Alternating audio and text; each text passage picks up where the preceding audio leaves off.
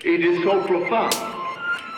God had to completely forget who he was to become you. I'm speaking from experience. I am not theorizing. I'm not trying to build some little philosophy of life. I promise you, and my purpose here is to tell you, man must experience Scripture.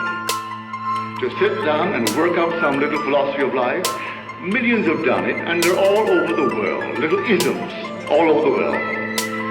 I am not here to work out some little ism, but just to tell you that the Word of God as recorded in Scripture is true, but not as the world teaches it. It is true for the individual to experience. There is only one being in the world. There is one body and one Spirit, one God and Father of all, who is over all, and through all, and in all. There is only God in the world. One body, one Lord, one God and Father of all. He is through all and in all. There is no Gentile or Jew, slave or free, but Christ is all, and is in all. The story of Jesus is an acted parable, a parable which presses for realization. I tell you this because I knew it. I am not speculating. I am not theorizing. I am telling you what I know from experience. The voice said to me, I laid myself down within you to sleep. And as I slept, I dreamed a dream. I dreamed I am you. With this, I felt the crucifixion. My hands became vortices, my head a vortex, my 2 feet vortices, and my right side a vortex. Whirling vortices nailed me to this body. I am crucified with Christ. Nevertheless, I live, yet not I. Christ lives in me. No one takes away my life. I laid down myself. I have the power to lay it down and the power to lift it up again. So it was in love that he laid himself down within us to sleep, to dream the dream of life, and at the end of the dream to raise us with him. He, the dreamer, raises us because he's dreaming that he's us. It was a voluntary act. God became man,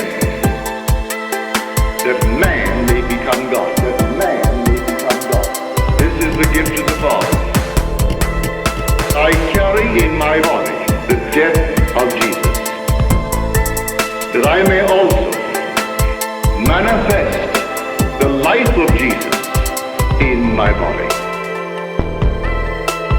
This is the story. This is the story. Everyone carries in his body the death of Jesus. Well, I know the location. It's my skull. I didn't know it until it happened.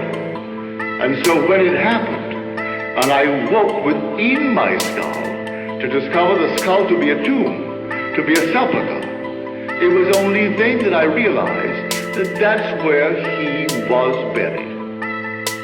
Matthew chapter 27. They took the staff and struck him on the head again and again. Then they led him away to crucify him. They came to a place called Golgotha, which means the place of the skull. The story of Jesus is an acted parable, a parable which presses for realization. He is buried in the skull of man. That's where God is actually buried. The sleep is so profound, it's called in Scripture death. It isn't death, it's the great mystery of life through death. For he had to empty himself completely.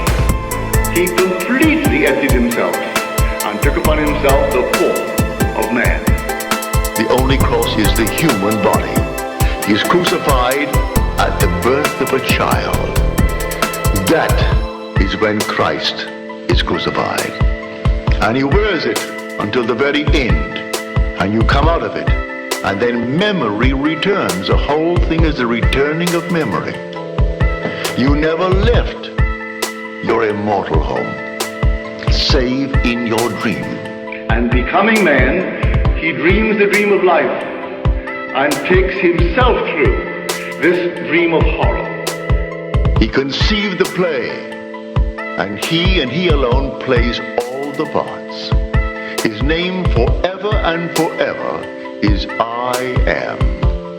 Before you can say, I am unwell, you first said, I am.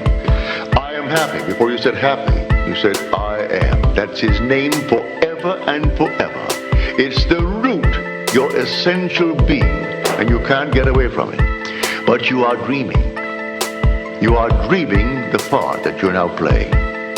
The day will come you will awaken. Rouse thyself. Why sleepest thou, O Lord? Awake. Awake, O sleeper, and rise from the dead. And you will one day awaken. And may I tell you, I have awakened, and I'll be waiting for you.